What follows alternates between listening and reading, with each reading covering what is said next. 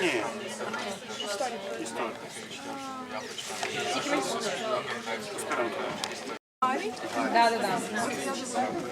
So I welcome you all at the slam poetry workshop of the Underground Slam Academy.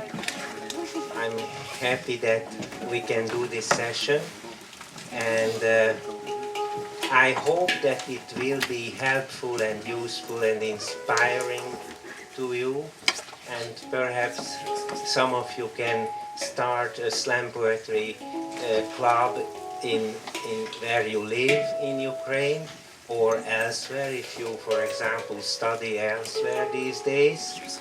It's really an empowering free speech exercise. To me and to us, it's also like a literature journal where we publish our thoughts related to the idea Natalia and Diana were talking about in the morning and Balázs on Sunday, how we can turn our experiences and academic research and knowledge to speech in the public sphere. And we can do it like pitching an article, publishing an article online or sometimes still in printed papers. But we can also do it like performing a piece of slam poetry to the microphone. And I will introduce the Hungarian friends here in a second. I just want to tell that to make it clear what is slam poetry. So this is an art form which is very participatory. It was born in the US, in Chicago in the 1980s, and actually a construction worker, his name is Mark Smith, invented it in a famous jazz club in Chicago called Green Mill, and he wanted to shake up literature nights. And the way he experimented the form quickly was that he figured out that let's have it as a competition. Let's have people to perform their own words, own texts in 3 minutes.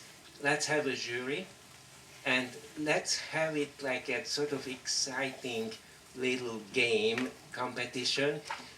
Of course, you can argue against it, say that how can we compare different pieces of stories, but that brings a special excitement and it helps to create community, it helps to inspire people to join and listen to each other. And a slam poetry night can be organized with a theme, like for us tonight it's more open, but still stories will be mostly related to diversity, or some of the stories at least we prepared. And I think it is especially important form of freedom of speech in environments like Ukraine these days, or very different but still also troublesome Hungary these days, where where either the general situation is very difficult or freedom of speech is somewhat restricted. So this is one reason why slam is popular in Hungary. And it's really an important part of the civil society. So let me just thank first Peter Favic, who will video record this session. I hope all of you are fine with it. We could circulate the recording afterwards. And then David, who will play and already playing on the handpan, he will play very shortly between the performances. And then Adam Gloser is one of the local slammers, Zsófi Barát and Tímea Sípos. So they are some of my favorite slammers. Adam is also, David is also a very good slammer besides being a musician. And each of us will perform one piece, and from your group at this point it seems that Natalia and Yevgeny will also share a slam, and at any, and maybe Katya as well, but perhaps she will provide comments and questions afterwards. And I encourage any of you to join you, and you don't have to decide now. You can decide in the process of this little workshop whether you want to share something, and we will start soon. Just important to emphasize that don't get discouraged by performances of some of us who are sort of experienced slammers. We have been doing it for a while, but you can share everything, and this is why slam is an embodiment of freedom of speech, because I, as the editor of the Underground Slam Academy, by the way, we found only the Hungarian logo, but maybe you can see the funny design of the S letter with the microphone. So why it's very democratic and participatory, because me as an editor, I cannot say, if I organize a slam night, that okay, show me what you perform and I will decide whether you can do it or not. No. All of you can come to the microphone and do it. And it's totally fine if your first try is just a sketch. At the Underground Slam Academy, in the competition, we do all pieces by heart. But for example, Zsófi tonight will read her text because she just prepared it fresh for this workshop. And you can also do the same. Either you can just improvise even a story, share one of your experiences, or read something. And just the last idea why I think this is so important and empowering, because I just realized while doing it with many other friends, and Underground Slam Academy is international, so there are performers and other participants from many countries, that actually sharing stories and reflections bring us closer to be self-identical and free. Because it's not like we have stories at the first place. We have often confusing experiences that can come together to become a story if we have an opportunity to share them with others who provide comments for us, highlighting what we just told, what we don't necessarily realize. And so this participatory form is very helpful for that reason as well. Maybe now we should do the slams, and afterwards there will be question time and comments, and at any point, even in the question time, you can sign up for sharing a story, so trying yourself as a with the first performance. Before we start the slam, the performances, let me just ask if there is a question now. So you, please. I wanted to know that afterwards, so after the slam poetry event, I want to tell the students that we're going to have a 30-minute break, and then we're going to have another hour of free shared poetry for anyone who's left. Oh yes, sorry, I should have said that. I'm sorry for myself. No, that's great. Yes. So actually, in a way, the slam workshop will be extended with a. Oh, and I should mention that if usually in the Underground Slam Academy, people perform either mostly in Hungarian, but often in English. But Montego, for example, an Italian performer, performed in Italian. At the beginning, he provided a summary in English in 2 sentences. So, of course, in the part after 9 p.m., there will be more text in Ukrainian, as I understand, but Also in the slam poetry workshop, please feel free to come to the microphone and share something in Ukrainian, or mostly in Ukrainian, if that's the way understandable how you can more fully express yourself, perhaps with an English summary in a sentence or two, but all of us who don't speak Ukrainian, unfortunately, we would be happy to hear just the rhythm and the sound of the words if you share something in the slam workshop in Ukrainian, if that's easier. Okay, so then David is playing a little bit. Oh, and I just want to thank Balázs for this invitation to do the slam workshop, and all other organizers. It's always moving to be here at the Invisible University for Ukraine. Thank you for all what you have been doing.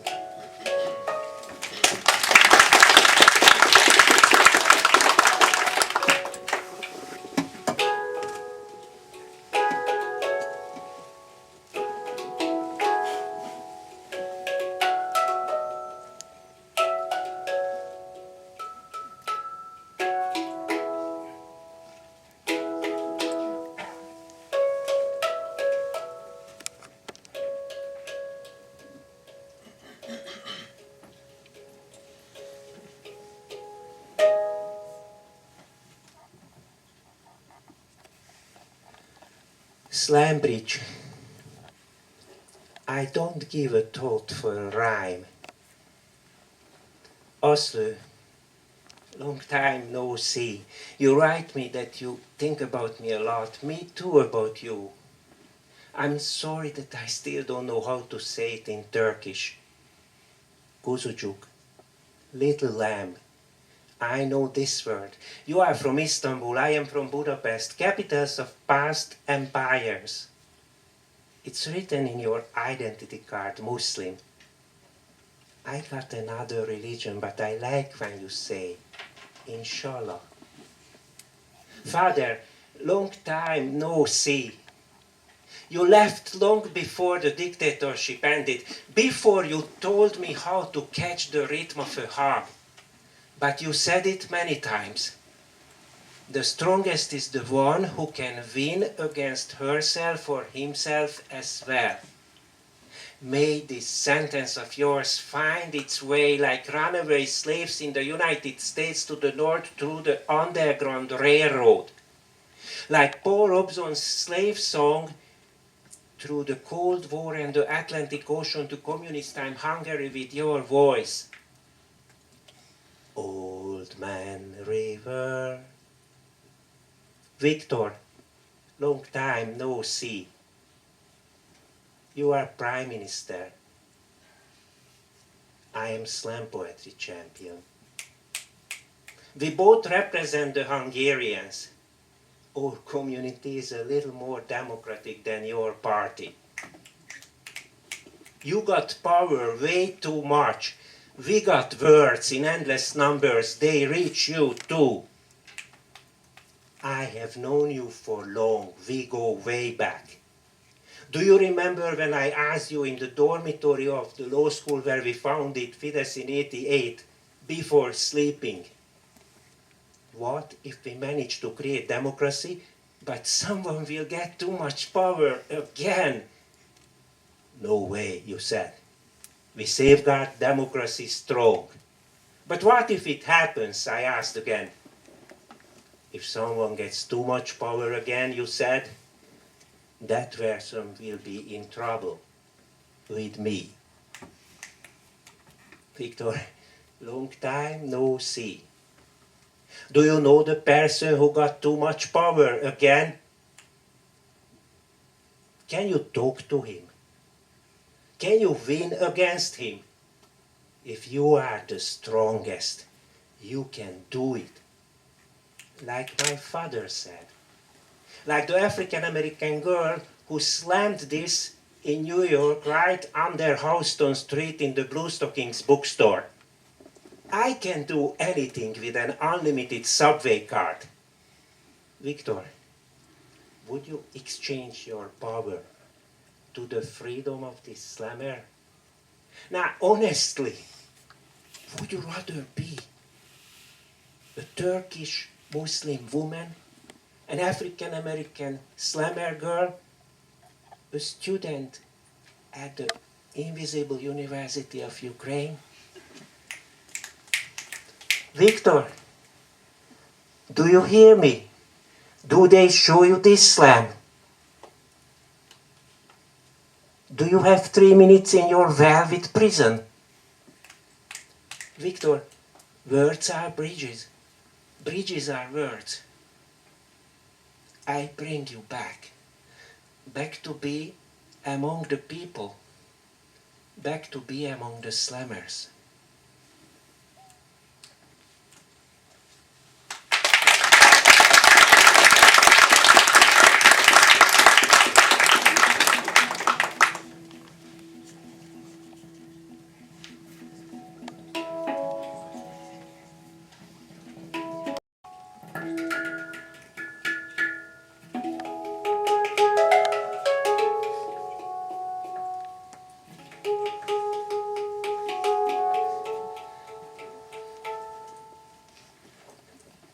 Thanks to Jofi, I forgot to ask that in slam, if you like a line or word, you can do this.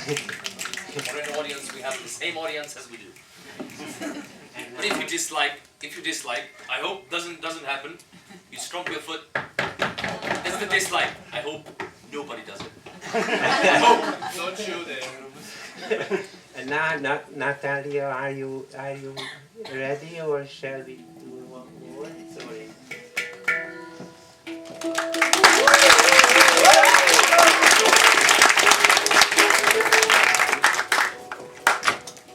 Do you mind if I sit down? No, go ahead. Can I disconnect it? Pull it out. Okay. Comes up.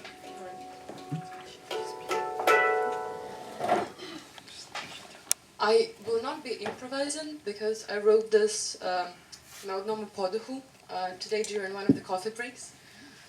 You might have seen me outside smoking impatiently as I was doing this because it is not easy, and the idea came to me yesterday. So it's not a full improvisation, but said it shall be. So the piece is called "Ви взагалі розслабились." Take it as you will. Misha says that he is our guy. He is supporting my country. It's not his war, but he is. He even wrote a whole book about it, explaining hard events in simple terms.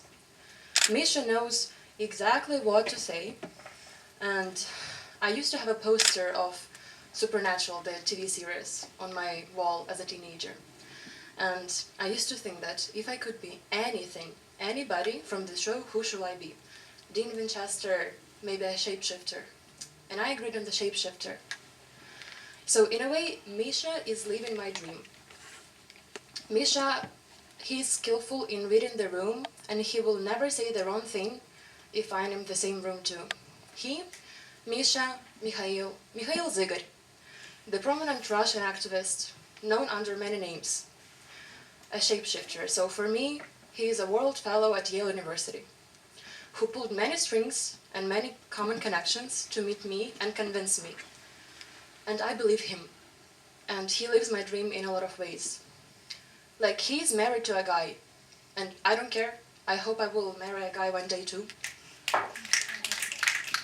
But this guy just took too much screen time in one of my human rights classes, when the show was supposed to be about me and 2 other Ukrainian girls in a class about Ukraine. I felt almost guilty hearing that his mom is not speaking to him anymore, because he is a coward who refuses to serve in this war. I have a Slavic stare, or so I've been told. So I closed my eyes. Listening how he left Russia soon after the war began, I closed my eyes and I thought about Rain, because after all, he, the guy married to Misha, worked on TV channel Rain, телеканал Дождь. TV Rain, there was no rain on the day. It was a painfully ordinary day for me, as somebody who already lived through a funeral told me it would be, and it was. I only remember that there was no rain this day. Не телеканал Дождь. I was hoping it was the last time I was forced to console a black Russian guy. Slippery slope, right? I understand your pain, saying a loss is a loss, until he started speaking about tiredness, of how he wants to work in marketing. He is tired of talking about the war in Berlin, and I've never even been in Berlin. How he will try to apply for a green card, move to New York, and maybe we will even have a chance to see each other again. He was speaking with a corpse in his mouth. What a delight. Remember how I said I believe Misha? So I really do believe him. When he says he's against war, that he supports Ukraine, that he really wanted to talk to me, and above all, that he is really fucking tired. Boy, do I feel your pain. Я теж страшенно втомлена. Я теж не можу повернутись додому. And I also cannot talk to one of my parents anymore. But for very different reasons, though. I'm so tired, in fact, that some days, more than others, I want to just lie next to him and sleep forever. But I cannot allow myself to quit, to retire to marketing, because in the end, it is my war. Because, and too much, too many, were lost already. And my dad did not raise a quitter.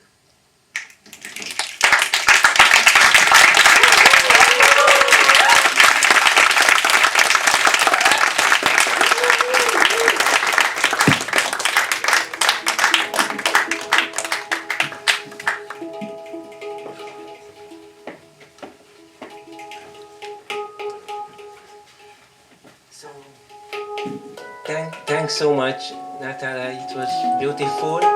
And again, any others can sign up. And now I ask Adam to be next.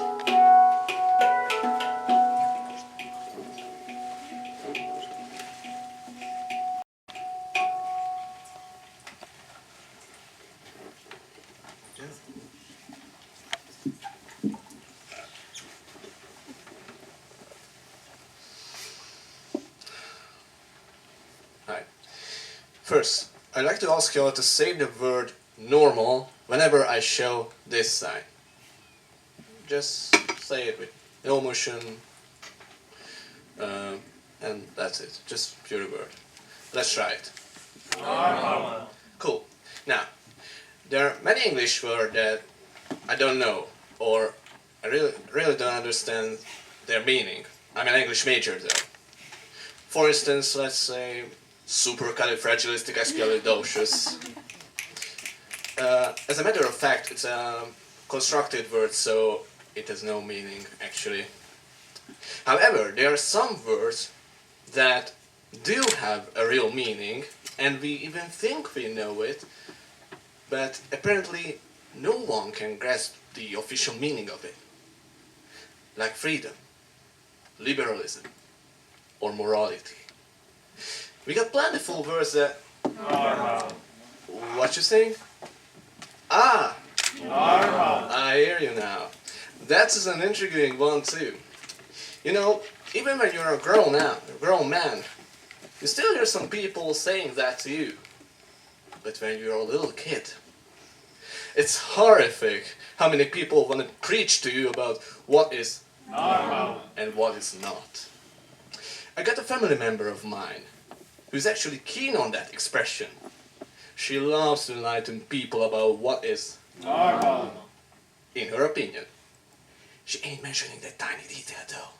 Because, you know, it's always easier to pass our opinion off as a widely accepted social norm that everyone does. And if they don't, well, they are not. Normal. Interestingly,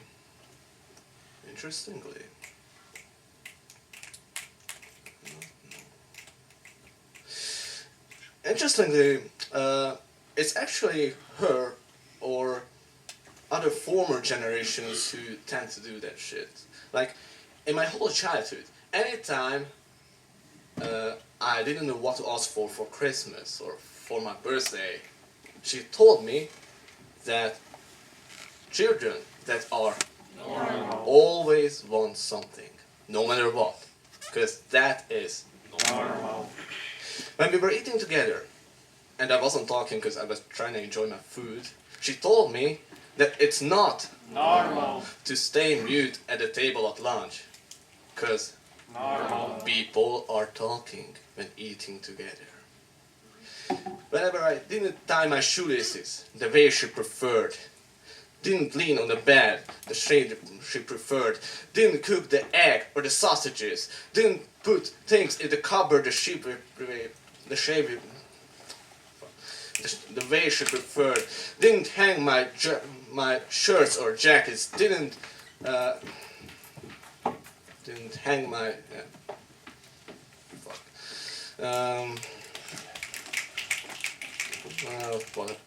whatever.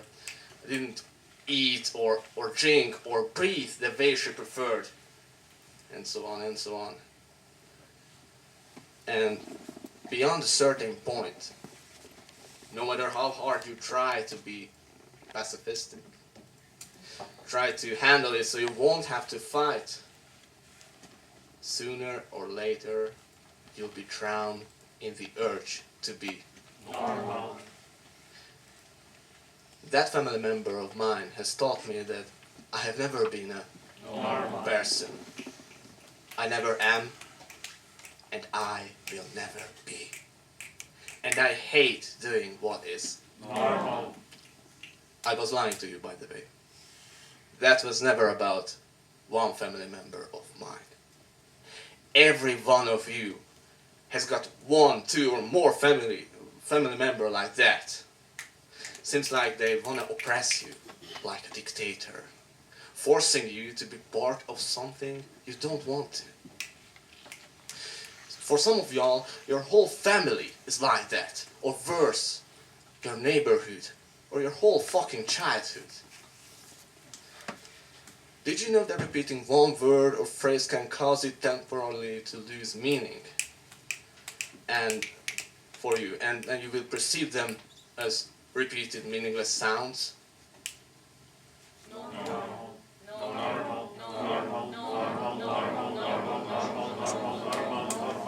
What is normal, really?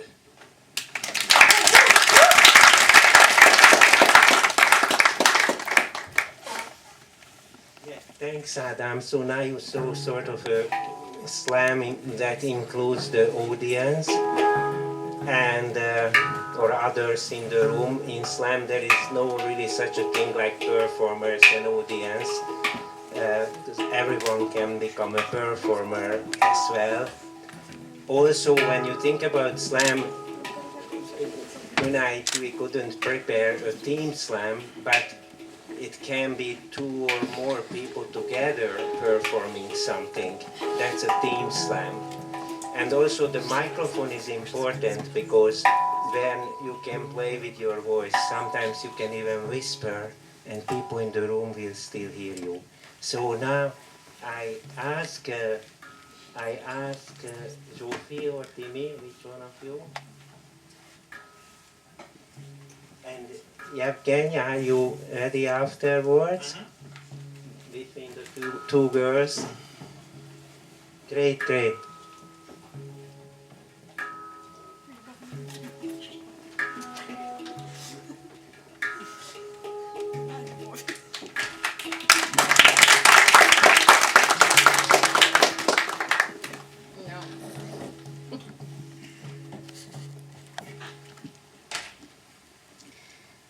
I like to think of the story well.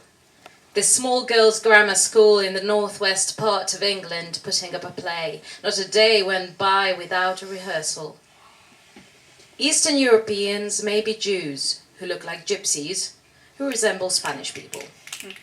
Of course, I was paranoid that the thing that got me the part was not my acting skills, but the colour of my skin. It may seem pale to you now, but up there in the north, well, I looked almost coloured. I know this because a schoolmate told me so when we were comparing tans after the summer break.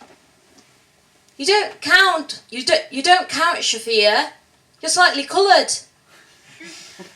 I didn't correct the mispronunciation of my name. It's a game. You pronounce my name wrong and I feel like I belong. Nor did I correct her about my ancestry. Eastern Europeans may be Jews who look like gypsies who resemble Spanish people. Back before England became the home, I also lived in Hungary. Taking steps in twos running down the building, I remember a voice shouted after me, "You dirty gypsy!"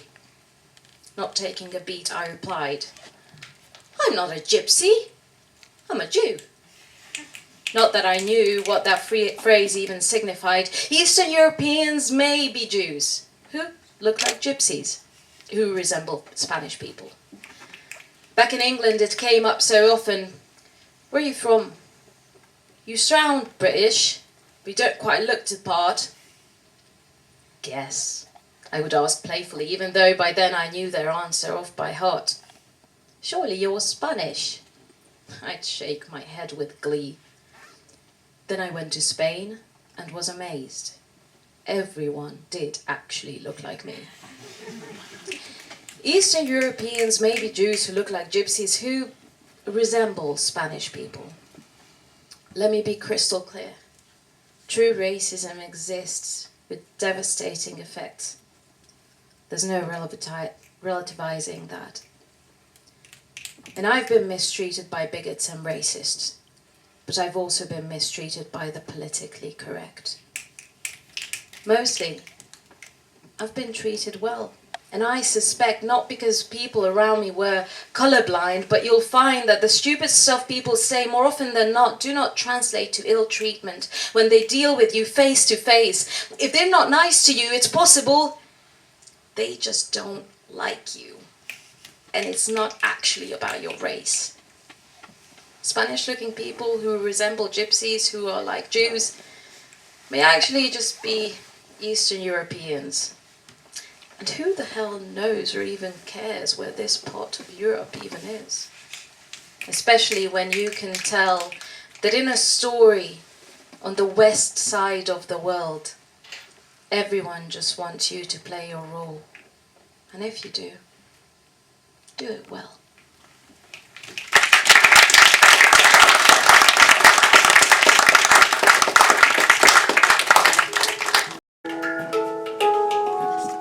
Thank you so much, Zsófi. We can talk, and David again, we can talk more about it in the question comment parts. Now I just mentioned shortly that you can observe, the whole idea is to help and inspire you to see how one can develop such a text. And for example, Zsófi's text is a good example for a repeated line which can hold the whole thing together in a way.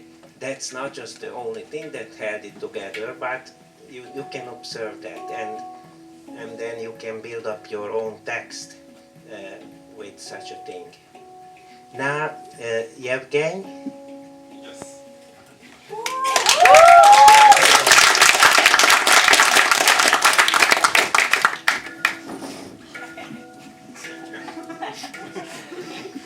That's much better. Yeah, hi everyone. I tried to follow Peter's suggestion to come up with something in English. The problem is that I have pieces written in Ukrainian, but I will try to synchronously translate them, but it's obviously would not be ideal. So I would tentatively call this as fragments observed and experienced on the way. At some point, staying next to the river in Prague, I noticed these two Romanian students who were talking about elections. There was nothing unusual about these two Romanian students. Both quite young, both on exchange, and both met me for the first time in their life. And yet they taught me about their elections. Those Romanian students were actually from Timișoara. They were Hungarian. Yet, they were talking about elections in Romania. They were going to vote and do that without any hesitation. I'm sitting later in the airport And I believe that the migrant country is meeting in the airport to discuss its suffering. A boy from Punjab is sitting to go home from Winnipeg. He has to change 3 times. He studied business. He wants to come back to his fields somewhere in northern India. He talks about that and tells everything about that to a woman from Romania who came for her business just for a few days, just for a few changed time zones, just for a few changed locations in Toronto. She's tired. She's coming home. A boy doesn't know where Romania is and asks about it. The woman with her imperfect English explains and asks, why did he leave his close fields for his studies? It seems that he doesn't have an answer. He talks that all his friends are here, but there is something beyond his story that I can't hear his own voice. He wanted to talk that much, but he couldn't find the right words. He remembers about rice and wheat that they're growing back in northern India. The woman from Romania doesn't know the meaning of the word wheat. She doesn't understand why he left his fields. She doesn't understand why he left his fields for the sake of the country of migrants. She asks whether there is middle class in India and immediately remembers that it's undeveloped in Romania. Looks like a comparative suspicistwoznawstwo w aeroportu. She could have asked that boy again and again. But he was not the only one to tell his story that evening. There was a guy sitting next to them. He also was from India. He also was coming home. He was going to leave behind his 7 years Canadian life. I'm staying near the road, behind the closed door of my faculty. There is Joshua staying next to me. He's a fellow student. He is British. He seemed to be quite a good guy, but slightly cold at appearance. But at least he had a willingness to talk. I met him through my friend Estelle, who is from China, with whom we met at some point. Can't even remember where. We were first talking about life, and everything was lasting for an hour. And the moment we were meant to depart and go together with Joshua or John, he started talking about the unfulfillment of life, about uncertainty. It suddenly seemed that he wanted to just express his concerns. But at some moment, our British friend, who studies the cemeteries of London in the first half of the 19th century, said that his concerns look like depression because he is afraid of immigrants that come in on boats. He thought that to people who are seemingly not filling into that category, but still seem to be immigrants enough to not be heard on that night.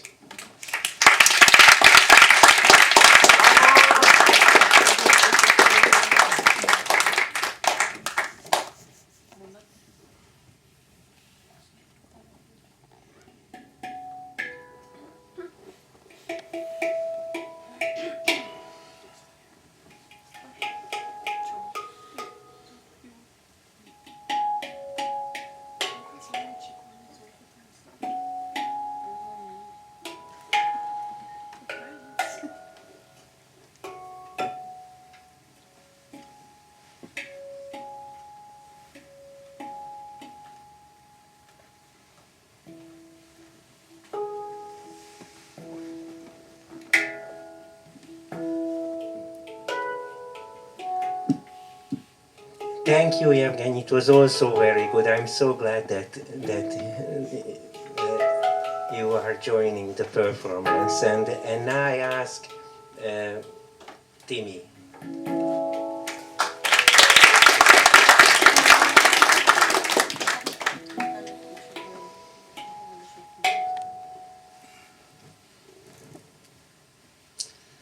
There's a color picture I found of the Astoria Hotel.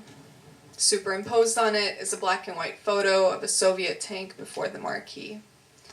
I found it online one night months ago, too anxious to sleep, to come back here, yes, to see you, but not just for that. Don't go losing your head on me.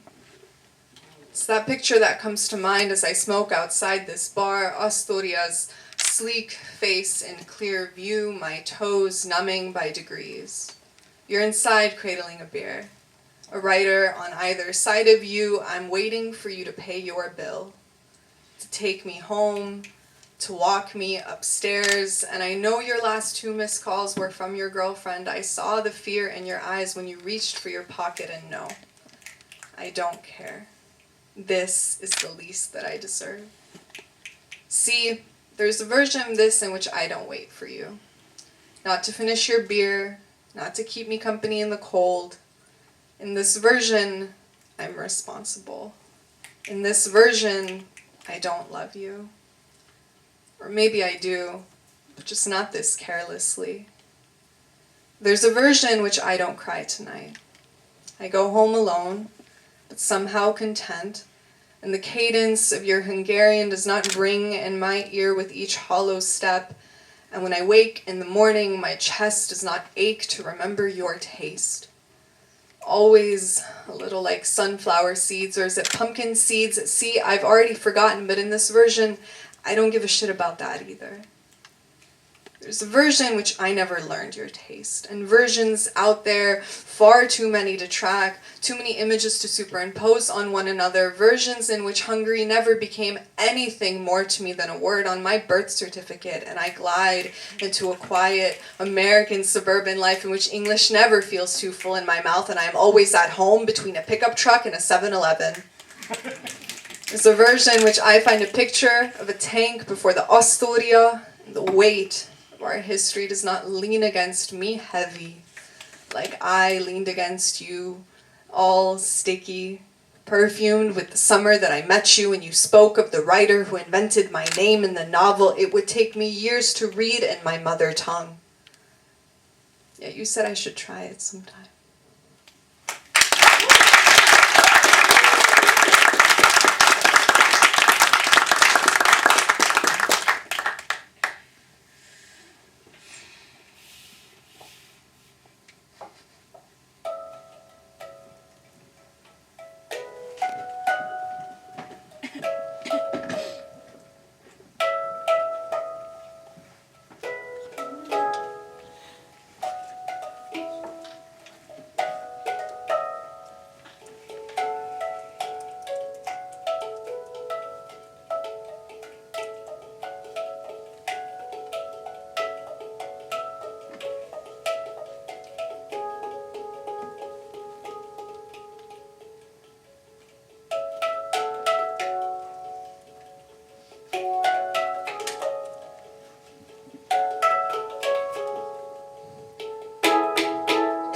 Thank you, Timmy. It was also beautiful, and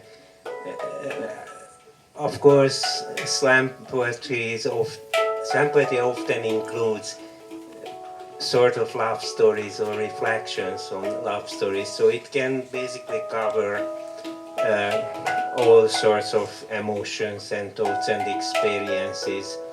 Yevgeny mentioned uncertainty, for example, or we can mention anxiety. So, and Katya, no pressure. Oh, would you? And you? Wonderful. And Katya, I'm just asking you first, no pressure, but we were talking, you would provide rather in a comment or question? A story and a poem.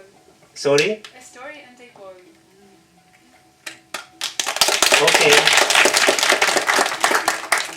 Okay, then, please. And then you.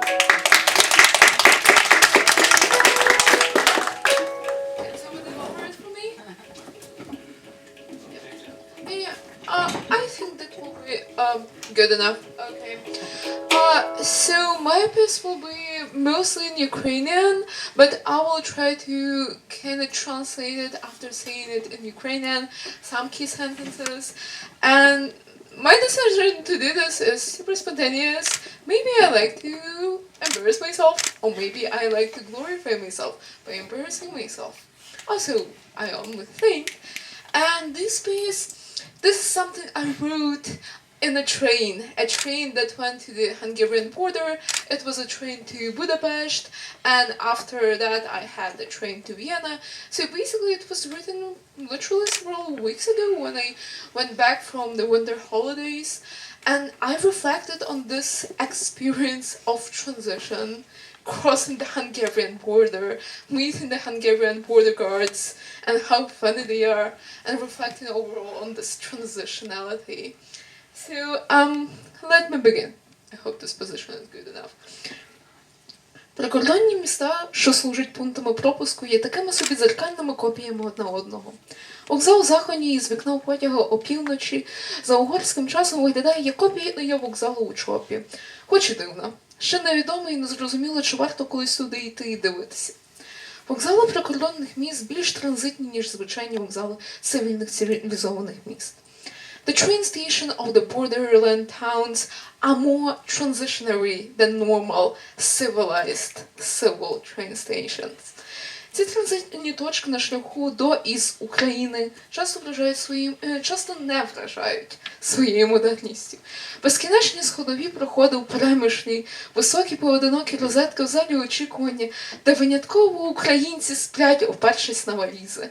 Одного разу я там сьорбала приторно солодку, розчинну карамельну польську каву. Подорожі потягом встигли втратити свою магію для мене. Найбільш магічними води були для мене, коли Львів був центром мого паломництва, сакральним домом і святинею, але святиня осквернила сама себе. Тому купе я здебільшого дивлюся в стелю, низ верхньої полички або в стіну, думаючи якісь свої тривожні думки. Чомусь цей транзит став більше асоціювати з якоюсь тривогою і гризотою, якщо таке слово взагалі існує. Я стала жертвою комфорту літаків у мирних країнах. I fall victim to the comfort of civilian planes in Europe. Тепер вузькі проходи у вагоні з купе та аж надто високі східці видаються мені нецивілізованими. Now the narrow corridors of the Ukrainian subway trains seem almost uncivilized to me. And the steps to the upper deck are just too high for me to climb. Провідники і прикордонники належать до тих професій, які стикаються з людьми у найвразливіших станах. The train stewards and the border guards are the people who encounter people at their most vulnerable. Якщо не у найвразливіших, то найменш парадних. Сонні люди, коли потяг перетинає кордон, інстинктивно продають паспорт і щось белькочуть на абсурдне запитання, чи везете ви щось заборонене. They kind of bubble something when the border girl asks them, do you carry something forbidden? Like, come on, would you answer that? When the border guard asks you whether you are carrying drugs? Yeah, sure enough. Sure enough. Паспорт – це така собі парадна версія людини, яку подає хтось у розтягнутій піжамі у купе з іншими незнайомцями у піжамах. Угорські прикордонники на кордоні з Україною – це люди, яких навряд чи можливо зустріти в реальності. The Hungarian border guards in Ukrainian trains when you are crossing the border from Ukraine to Hungary are the people you will never actually encounter in the reality as we know it. Коли заходять купе і труть паспорти пасажирів, щось між собою балакають своєю незрозумілою мовою і з імпліцитною, абсолютною впевненістю, що ця мова назавжди буде секретним кодом, який не вдасться розгадати жодному українцю із чергового ковчега на рельсах Київ-Будапешт. Прикордонники, певно, ще застали трохи соціалізму, тому їх, певно, набирають на службу на українському кордоні. Говорять до нас російською. Hungarian border guards speak to us in Russian.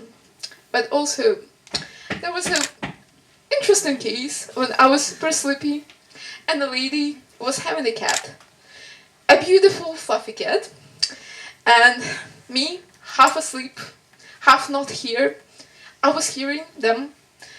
It was, by the way, the previous year, not this year, but they were just saying the names for cat in every languages they knew. I recognized that Mačka is a cat in Hungarian. But this time there were no cats. So, the cats are for another case, okay? Сон, якому мадяри заходять в український потяг і намагаються щось вимовити російською із своїм неземним акцентом.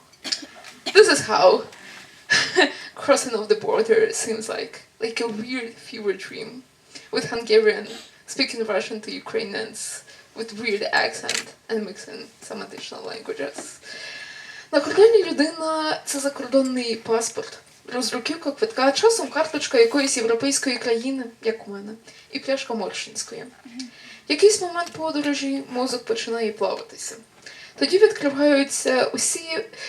відкидаються усі плани продуктивно попрацювати в дорозі на ноутбуці. А шкода. Українська воєнна модерність часом благословить мандрівників залізничних ковчегів кількома розетками. В деяких мандрах хочеться гарячково записати кожен спогад, кожну думку, усвідомлення, картинку. In some travels you just want to feverishly record every picture, every thought, every memory. Якщо щось має кардинально змінитися, це повинно статися найближчим часом.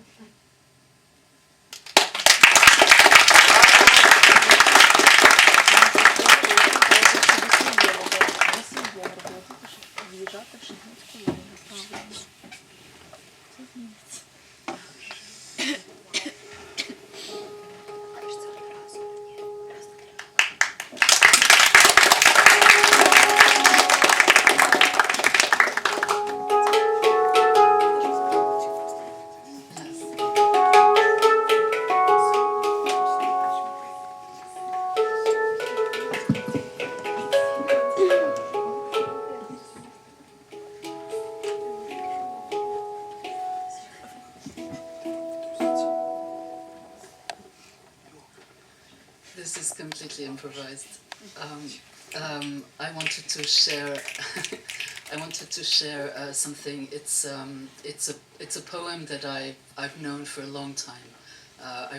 I repeat it to myself when things are a little bit difficult or when I see things that are difficult. And it's a poem about ideals, about looking for ideals. And it's a poem by Edgar Allan Poe from the 19th century. And it's about El Dorado. The title is El Dorado. It's imagine there's a man on a horse and he's riding and he's a knight. He's dressed in many colors, he's shining, and he is searching for El Dorado. And this is how the poem goes. And when I think about this poem, I think about, where do you find El Dorado?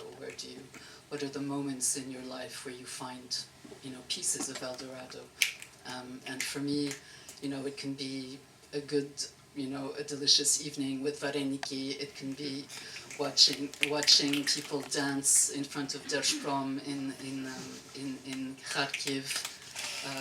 Despite the air alerts, it can be meeting some women at the train station in Peremysl as we wait. It can be so many things. So here's the poem. Gaily bedight, that means he's dressed in shining armor, shining clothes. Gaily bedight, a gallant knight, in sunshine and in shadow, had journeyed long, singing a song in search for El Dorado. But he grew old, this night so bold, and over his heart a shadow fell as he found no spot of ground that looked like El Dorado. And as his strength failed him at length, he met a pilgrim shadow.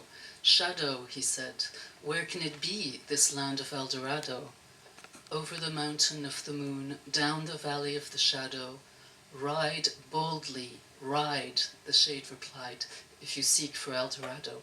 So, Slava Ukraina and ride boldly, ride.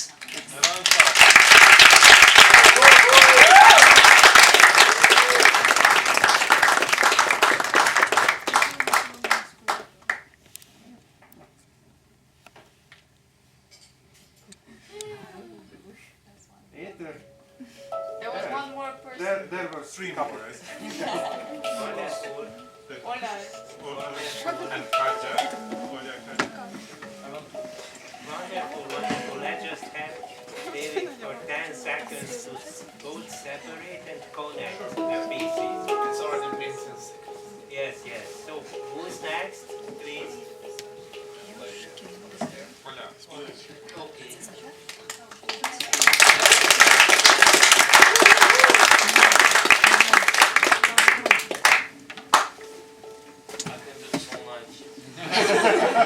Sorry, I'm very nervous.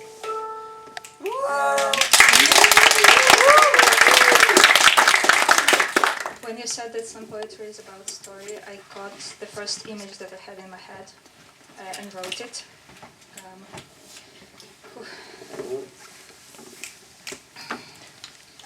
I looked for the source of the sound inside my memories. Strange sound, like a gravel fallen in the road from the truck car. I remember it stronger than explosions, more vivid than the orange light outside. I found this light afterwards on the Catholic postcards. They paint modern angels with that. There is nothing actually angelic when you see it outside your balcony window. Back to the sound. I needed to understand it. I thought that I could not share it otherwise. My hate towards it was probably performative. I stopped trusting myself long enough in my reactions to war. Too far away, too civilian, too diasporian. Only 2 missile attacks close and 1 far away. It's stupid to be traumatized by that. Maybe this sound was appropriated by me as my own memory of this war, my own comfortable piece of this war, that I can share as much as I want. We all want to sound novel. No one mentioned it in the repetitive narratives on the news, or from our more traumatized ones, when we retranslate with the same words and our awkward civilian terminology. Then I started to like this sound inside me. I thought about a waterfall, maybe a frozen one, beads fallen from the necklace. Images of war can be nice, and we are stupid and artistic enough to make a poetic metaphor from them. Too tired now for self-censorship. Back to the sound. Nothing actually poetic. Someone explained it to me in the one sentence a year after. It was a sound of dozen windows falling at once on the ground. Stupid, safe civilian inside me wants to hear it again, just to stop romanticizing and treat it properly with hate.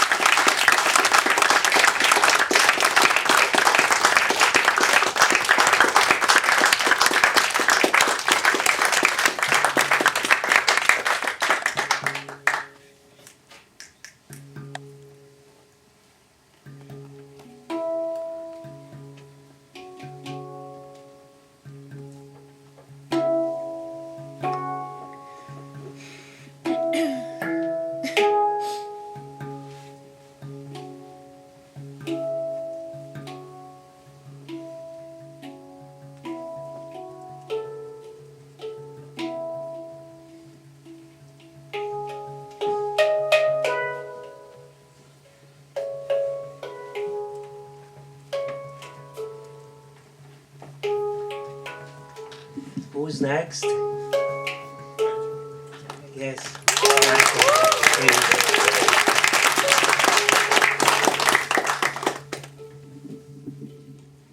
wanted to share a little story and then a poem, and the story is not poetic, but it's about found poetry and found communities, and it is to the found communities and to all of the communities that are still to be found.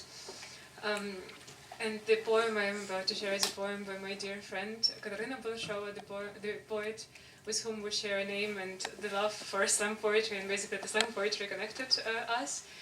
And there is a poem called When Love Arrives, and you can look for it later, and it basically explains all the different marvelous and unpredictable ways in which love can arrive.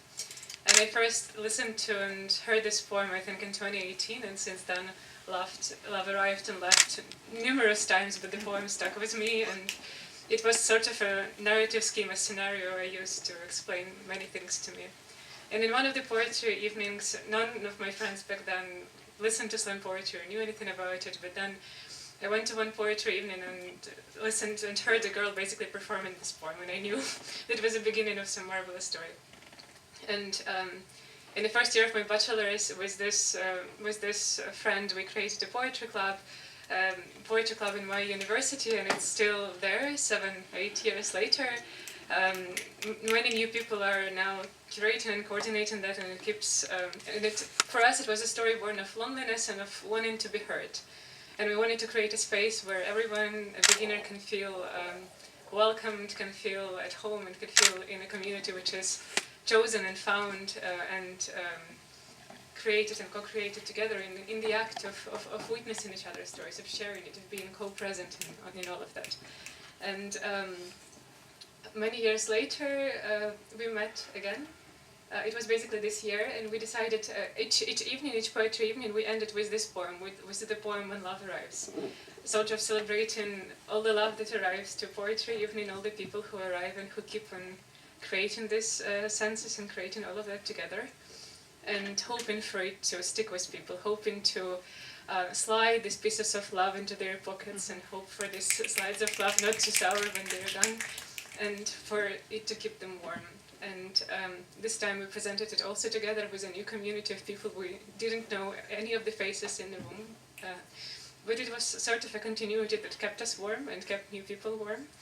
And then we first time published it online, this recording of us repeating and reciting someone else's poem. The poem that was in the beginning of creating a poetry club in our university, and we tagged the poets who performed it originally, and they responded. Turned out they performed the very same poem in the very same hour, in the very same minutes, across the globe in the US. So at the same time, they were reading this poem and we were doing the same. And it was one of the most marvelous and beautiful dialogues that we later had, kind of four of us being like, oh, it kind of arrived simultaneously to all of us. And this is the poem by my friend Katarina. I'm also Katarina.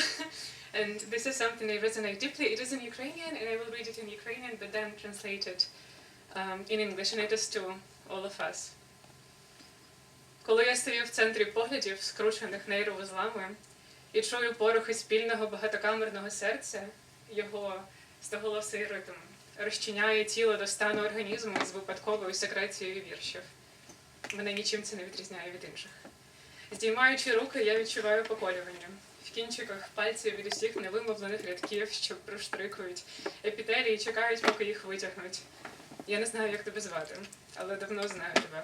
Мені так само ниє від їхніх вістер. Ніхто не чужинець, ніхто не випадковий. Ти чекаєш знак від Всесвіту, але він мовчить. Якщо не почати розмову першим, проте до того весь час береже зайняте для себе місце в твоїй безмежній канві.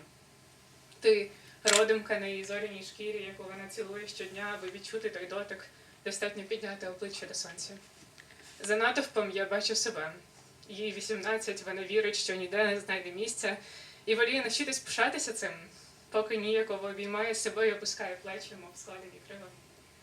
Вона вже вплітає свою макову нитку в невидиме полотно, хоча шов за швом починає візерунок гострим кінчиком голки рядка. Розкажи мені про те, як важко дихати від бажання зникнути. Розкажи мені про те, як скрикують слова під напругою. Покажи мені, як ти вимальовуєш риси світу в повітрі. Заспівай мені про тіло електричне на власний мотив. Створи для нас нову мову з знайомих розм'яклих форм. Я дослухаю до кінця. And here is it in English. When I stand in the center of gazes twisted like neural nodes, and hear the movements of a shared, multi-chambered heart, its 100-voiced rhythm dissolves the body into a state of an organism with a random secretion of poems, and it makes me no different. Raising my hands, I feel tingling in my fingertips from all the unspoken lines that pierce my skin and wait to be pulled out. I do not know your name, but I known you for a long time, and I ache just as much from their spikes. No one is stranger, no one is accidental. You wait for a sign from the universe, but it remains silent unless you start the conversation first. Until then, it keeps a place reserved for you in its boundless canvas. You're a mole on its starry skin, which it kisses every day, and for you to feel the touch, you only need to lift your face to the sun.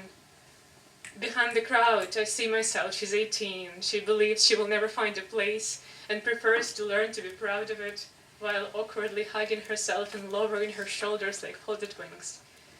Even though she's already weaving her poppy thread into invisible canvases, even though she's already stitching a pattern with the sharp tip of a needle.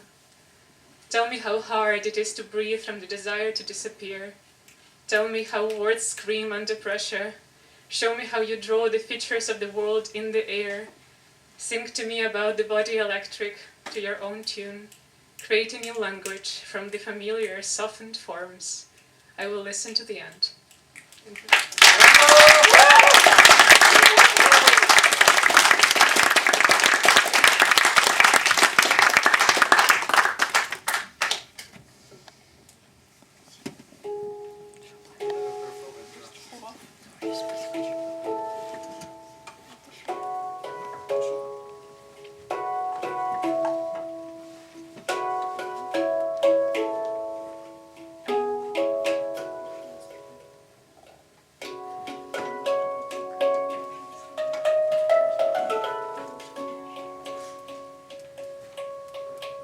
Who's next?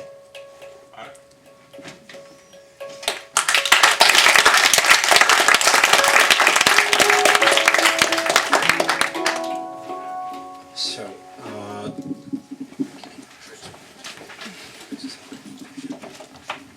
thank you. Yes.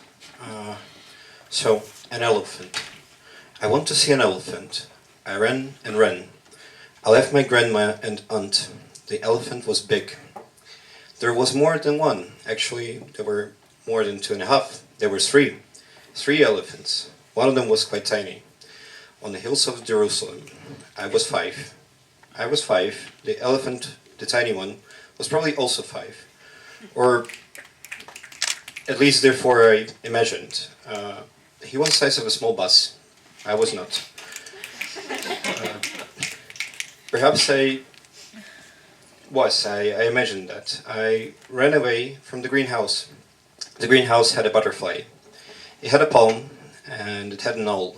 Perhaps it had an owl, and I don't remember, or perhaps it didn't. It doesn't matter. What mattered is it definitely had my grandma in it. And it had my aunt. I cried that basically a 5-year-old elephant had his grandma, and perhaps his mom, right next to him, and I did not. And therefore, I cried in Russian, my first language back then. I would probably say that, I will probably always say my first language when I get extremely drunk. It will also be a language which I can have my fun on anymore. I will also probably speak it with my mom for the most of her life, perhaps with her till the day that one of us dies. The elephant stared at me. I was crying in Russian. A man came to help me. He talked to the guards in Hebrew. I spoke to him in Russian. He spoke in bad Russian to me. The elephant was silent. The man spoke in bad Hebrew to the guards. The guards spoke on the radio. My grandma came in 5 minutes. She told me that she was looking. She was looking for me next to the elephants. I hugged my grandma. My grandma, which was alive back then, she would die in 3 to 4 years, which I'm not very sure about. That day, she told me one thing. The thing she told me is that she was scared I was stolen by the Arabs. The man who brought my grandma to me was Arab. To him I owe that I got back to see my grandma right after I saw the 5-year-old elephant the size of a bus. And that the same evening she would be scared and would continue crying, that she thought that I was stolen the same day.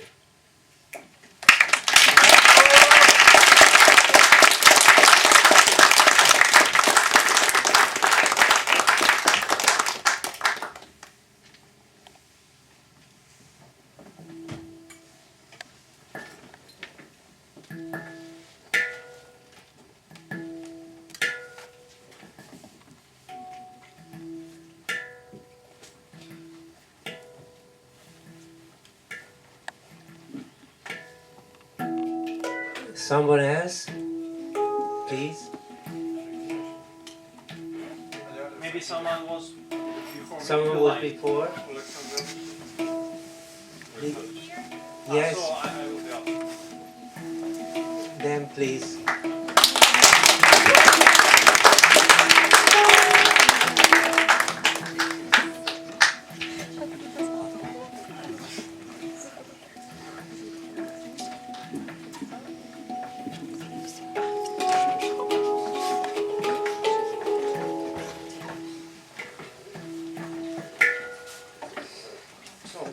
Hi everyone again. I wanted to share two not very long poems. Both of them are in Ukrainian and I'm not sure it would make sense to translate them. So I'll just read them in Ukrainian and actually I realized it makes sense to read them one by one only now because I was going through my notes and I wanted to read something. And I figured out it would make sense to read two of them in a row. So I'll start with the first one.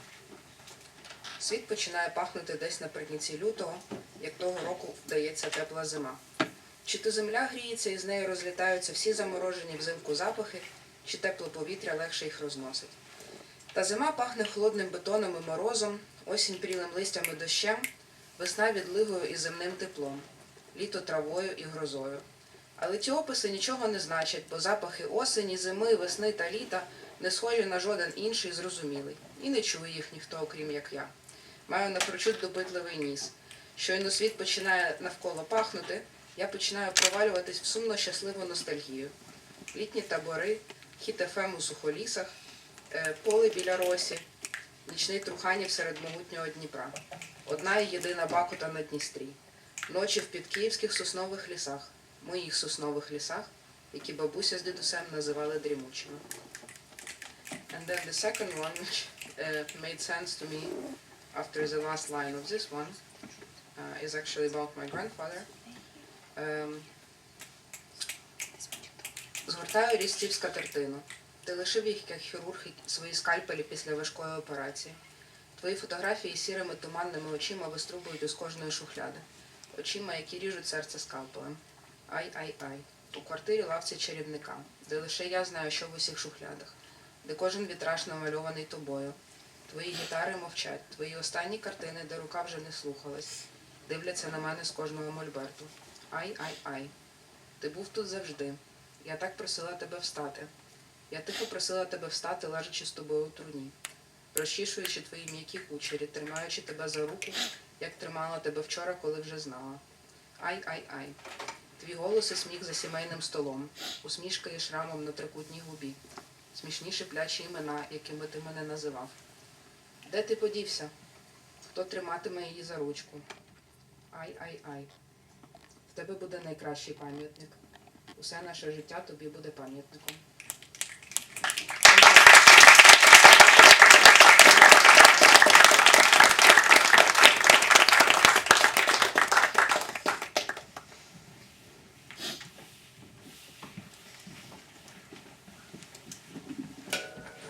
I'm so happy we just see how you are becoming slammers.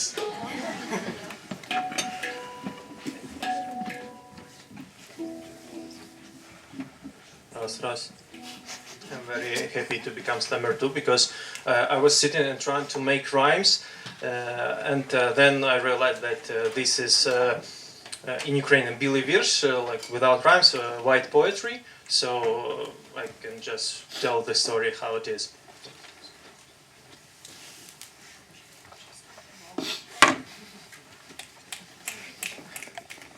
So, I have a friend, and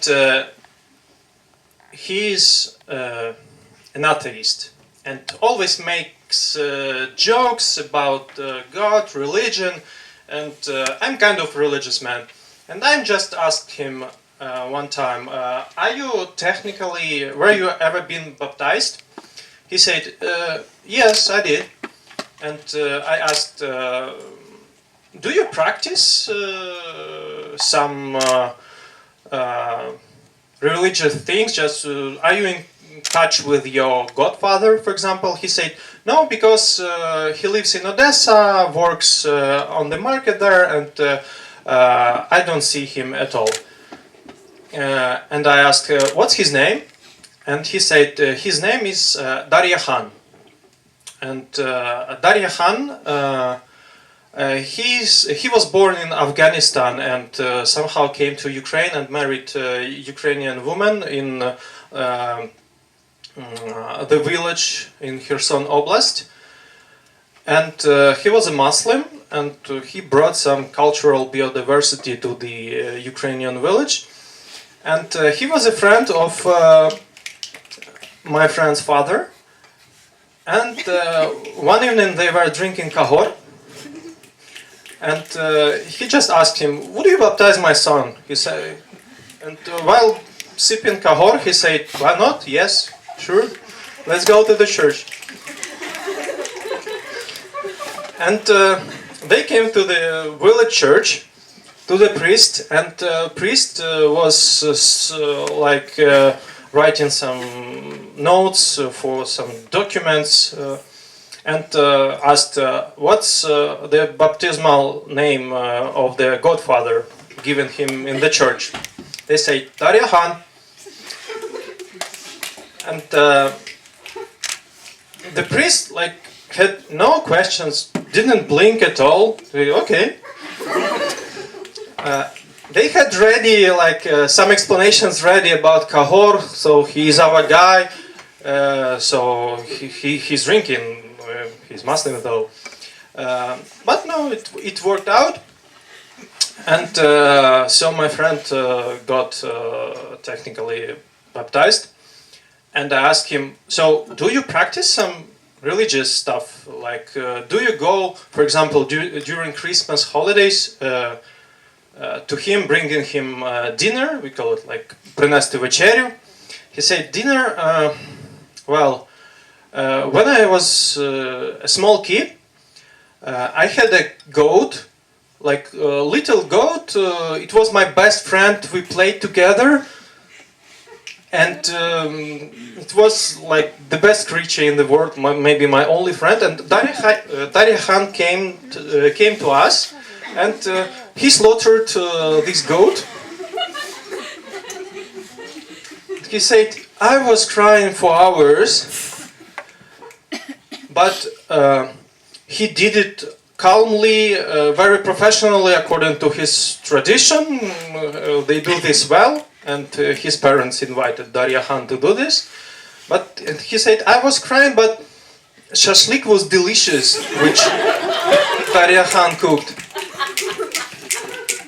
And plov was also very good, the best one I ate in my life. So it was made really with love." So, and after that I said, "So, this was kind of traditional dinner, it's not very Christian tradition."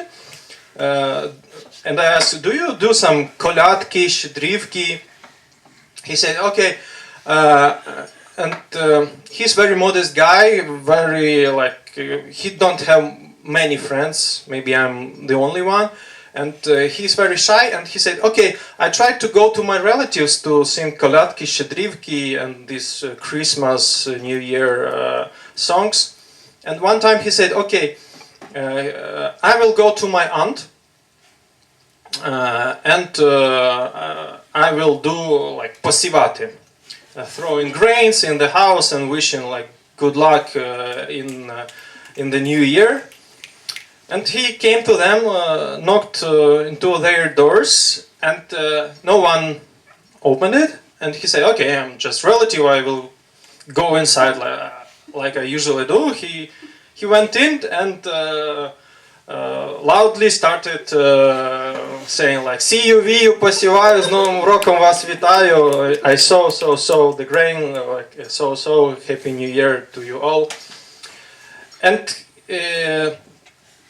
no one came out to him from the rooms. He thought maybe they should be at home because it's open, and the doors were open. And he entered the room, and everyone was sleeping.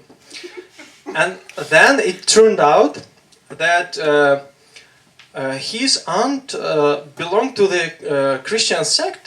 Don't remember which one. They don't celebrate it at all. So they were not ready, they were not cooking dishes for Christmas, don't celebrate New Year, like we just abstain from it. And he didn't know what to do. He said that was like the biggest cringe in his life, and he just ran away and never told them till this day what happened. So people just woke up in the morning and saw their house in the grains.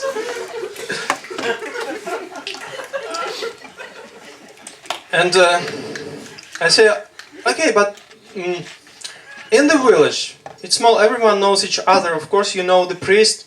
And did he ever try to persuade you, like, to come to the church, to pray with him?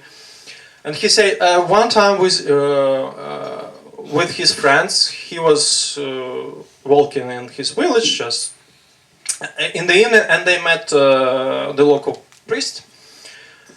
And he said he was very drunk, and he grabbed him, and you know what he wanted to do with small teenage boys? He started saying, let's fight. Like a real man, let's go, let's fight like with children. And so he wanted to fight them. And I said, okay. And later he graduated from my university. He studied physics and became atheist. And I don't know if science killed the faith. I don't think so, but maybe these stories did. I don't know, but do you?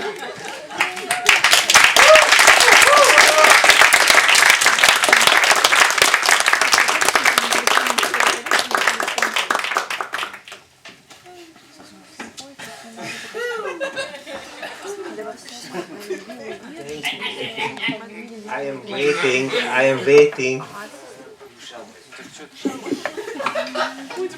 Be patient.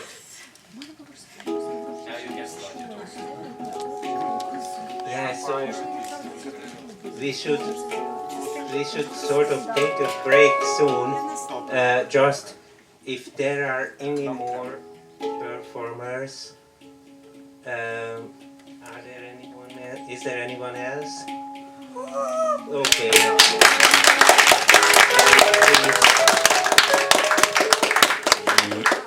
Which one of you would come first?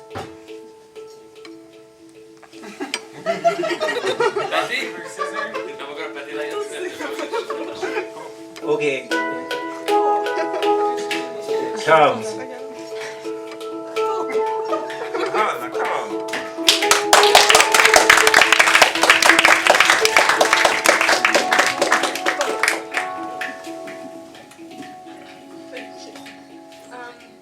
Yeah, it will be not fun, and I don't think what selected someone will repeat. It was perfect. Thank you for that. I had one poem and one just bunch of things. Okay, one in Ukrainian, another in English. Ти прокидаєшся і бачиш український прапор не тільки на своїй землі, а там на фото з другим домом, який ти бачила тільки раз в житті, і думаєш, що інколи він ближчий за небо, за думки, за краєвид у вікні. У нас різні мови, культури та звичаї, але так багато спільного. Я його прапор, він мій. Доля не обирає мову і місце, вона обирає людей. Якщо ми зустрілись там, де мали зустрітись, то ще скільки у нас від долі ідей. It was first. And the story? Which banana are you? 7-year-old beautiful girl approached me in the train. Bananchik? What kind of banana-related answer do you expect from me? I smiled at her and questioned у відповідь. I tried to remember all the funniest icebreakers for kids from my teaching experience and answered, the sweetest one, girl, what about you? Вона покрутила свій протез на лівій нозі і сказала, напевно, дуже понівечений і той, що пахне морозивом. With ice cream? I asked with the eyes full of joy and resilience. Yes, you know, ice cream in McDonald's at Лук'янівська. Той Макдональдс, який мама мені показувала за день до мого дня народження, в який ми мали би ти. She exhaled with shaking hands. Which ice cream are you? I asked with шаленою ядухою у шкірі, hating Russia more and more due to this injustice that she faced. She answered something, but I can't remember exactly. Her phone started to ring. Тривога, доню. Візьми маму за руку, будь ласка. She hugged me and said that we'll go to her compartment in the train and asked to look after a toy monster, which for some reason is called Labubu. And then I answered honestly to her question. I'm the most rotten banana in this world. Because I'm afraid to put on my Bertie, and go to protect her childhood. Thank you.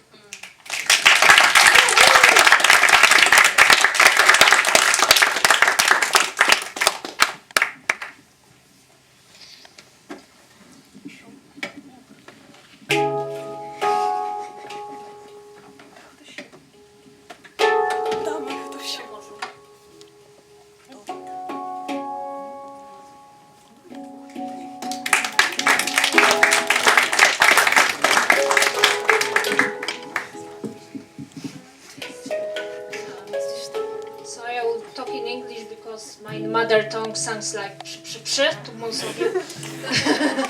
So, and this is the story I just told Natalia during a break, and I decided that I will name this spontaneous poem Hulaj Pole i Warszawa.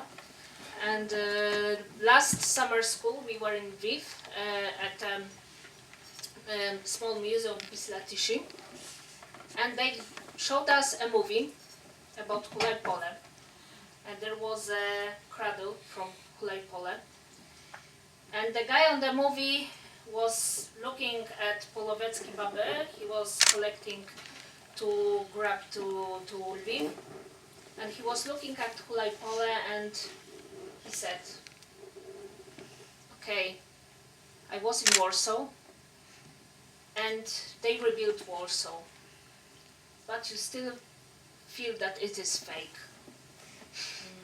And then I realized, yes, it is fake, that we do not go to visit Stare Miasto, the old city. I just show it to my friends when they come. And then I realized, that what you can show in Warsaw when people visit you, when students from or friends from UFU visit me, I always go with them to pierogi, like to dumplings, because I hate cooking. And I always eat pierogi from Balowa Nahalia restaurant, which is next to my house.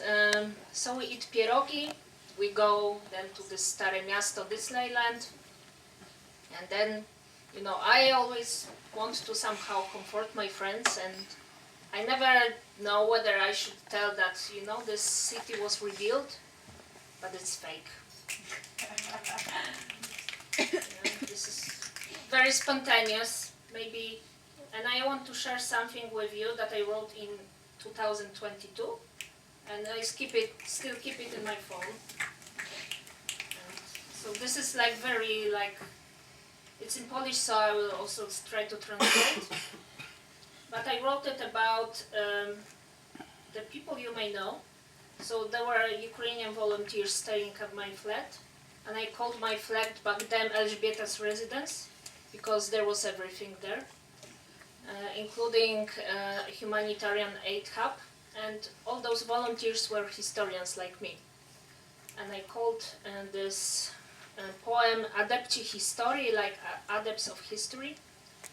So this is for adepts of history, doctor, PhD candidate, MA, BA, they want to do history. They made a Telegram account, Warsaw Fights. They share memes with a dead Putin. They share Ukrainian gopniks blocking tanks. They are at war. They sleep on mattresses in my residence. They drink beer, they eat pizza, or they do not eat anything. They joke that now we eat pizza with dead Russians. They sleep, or they just check whether Russians already captured their city. They wake up at 6 a.m. to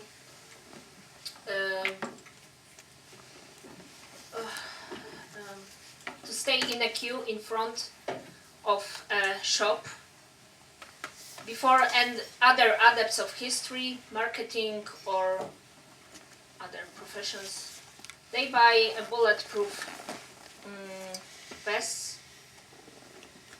They send those bulletproof vests to other adepts of history 2,000 kilometers further.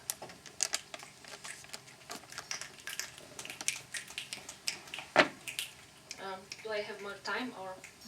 Okay. Okay. So bulletproof vests are needed. So this is about me trying to find bulletproofs in Warsaw. And now I'm writing, this is a poem of finding this. So we haven't heard 10 years. I thought about getting rid of you from my friends on Facebook for anti-Semitic and nationalist posts. I knew that you worked at the army. I know that you are to do it, and I hope get some inspiration to arrange a slam club where you live. It's really an important part of the fabric of the free society. But before we do that, any more before the break? Any more performances? Yeah, you can, please let me know if I don't notice a hand. Please.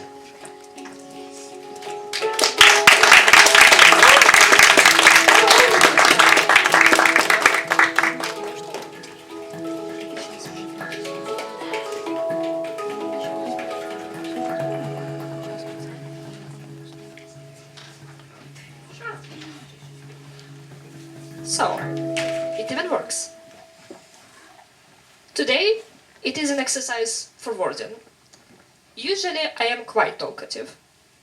I am a people pleaser, but do not tell anyone, please. So, we will try to save the awkward situation asking the relevant question. My teacher once told, well, she does not know how to do anything except reading. Since she was wrong, I can also talk. Or at least I could. But as I said, it is a wording exercise. Mental gymnastics, weight of responsibility lifting, a tug of war in all of the senses. Thank you. And now just this closing quick round, I suggest, because probably everyone needs a break. Just that. So, if I started slam in 2010 when I was teaching a course at CU on so-called hate speech, incitement to hatred, and how we can respond. And I started to think then that artistic response is the most powerful one, and I found poetry slam to rely on the power of art to deal with demagogue incitement to hatred and other demagogue speech. So that's how I started myself, and I pass it to Adam. Which pass to the ladies, because ladies go first or second. Okay, so anyone have that that feeling when you go to an art museum, modern art, And you look at the pictures, and after like the 10th red on blue with splotches of yellow, you think to yourself, I could do that. That's basically how I came to it, and I think that's a really good way to come to it. I went to the nationals. That was my first experience. There's a national competition every year in Hungary and in lots of cities of the world where the best slammers go. And of course, you can be really arrogant and listen to the best slammers of your country and go out in the break and think, I could do that. And I think you've just all proved that you can all do it as well.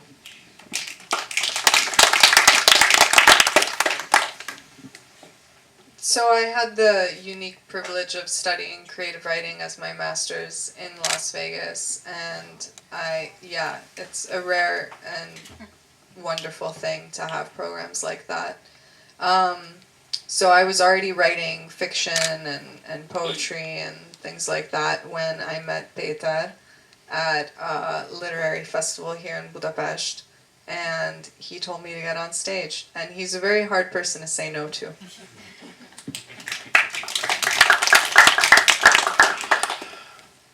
Alright, so my first encounter with slam poetry was not, or rather say poetry slam was in two layers, but let's just ignore the first one because that was like someone mentioned that poetry slam exists, so I watched some videos, but it ended up just watching some videos, and the second one when I started university, my university at Karoli, and one of my classmates, or rather say peer, invited me to slam poetry club, which happened to be Peter's club, Underground Slam Academy, and since we knew about each other, but that both of us were kind of art souls, or I don't know how to express that, we were really fancy literature in a modern way, so of course I accepted his invitation, and let's say it was love at first sight. So yeah, really there were no since then there were no exceptions. I wasn't there, or I didn't appear on any underground slam poetry club, so maybe there were some extraordinary exceptions, but really it's been like 2 or 3 years, and I still love doing that thing. Yeah, it's exhausting, it's hard to do that, but we have to keep that shit up, yeah, and you also do that shit up, yeah, so really that was an interesting. What am I saying? What I'm talking about? Anyways. Let it go, man. Respect. It's normal. It's a sign to stop. Hi everybody, my name is David, as Peter introduced me. I'm the musician of the Underground Slam Academy.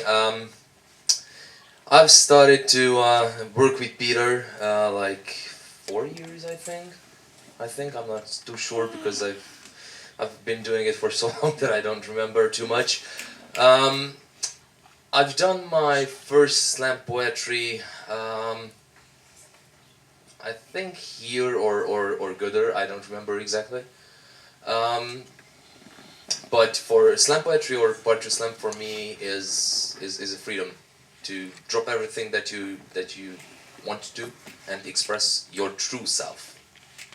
Because a lot of people say that you always put a mask or hold a mirror up. In here, you can be your true self, and I am glad to work with Peter. And he made me an awesome person to see and listen and appreciate, and also snap a lot because we love to hear. I don't think of myself as a slammer. I think of myself as as a co-worker, I don't know, as a helper to him. But if I am lucky and I can remember my own words and I read or write a slam, maybe I will read in the second part that you do your own thing. So I will just write a slam a short one for the next after the break. So you may hear me on the next thing that you will hear, I assume. Thank you so much. So you just heard a few examples, and I'm so lucky to spend time with these people, David and Adam and Zsófi and Timmy and Peter, who's videotaping the whole thing. And yes, and just as closing, I mentioned one observation that a Hungarian writer who's living in Serbia, Zoltán Danyi, who was a fellow at the Institute of Advanced Studies at CU, Balázs is a director of, and he came to an underground slam academy night, and afterwards, completely enthusiastic, he said that there you can see how literature is born. And I think it's in slam clubs, slam can be different in all sorts of ways. It is true for all slam poetry clubs, and we could see it right now as well. Now I'm speaking to this mic, just one more observation, that it's so interesting, I think probably you also observed, that the microphone on a stand somehow gets the focus in the room. This is such a technology of freedom.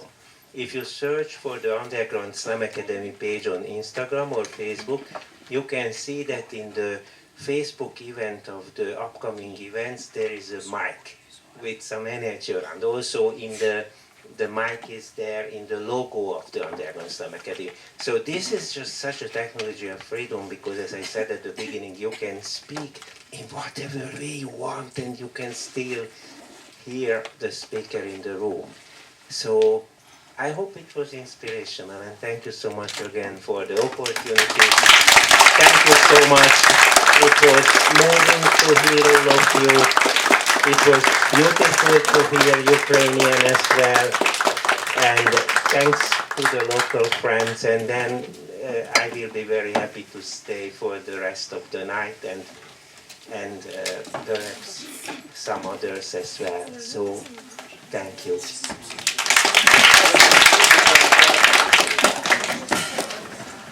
And one more addition, that you can, it was already beautiful what you read and performed, but you can also develop it further if you like, and find me with any questions about that.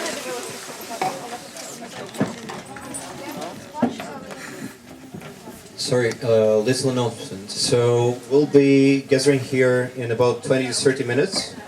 Back to continue the poetry night if anyone wants to. It's a volunteering thing. So if anyone does want to say, it's great. There are two places to get some snacks in if you're any hungry. Yes, so the first one would be the kebab shop, which we were permitted to buy food in, despite the kebab news. Yes. Pardon?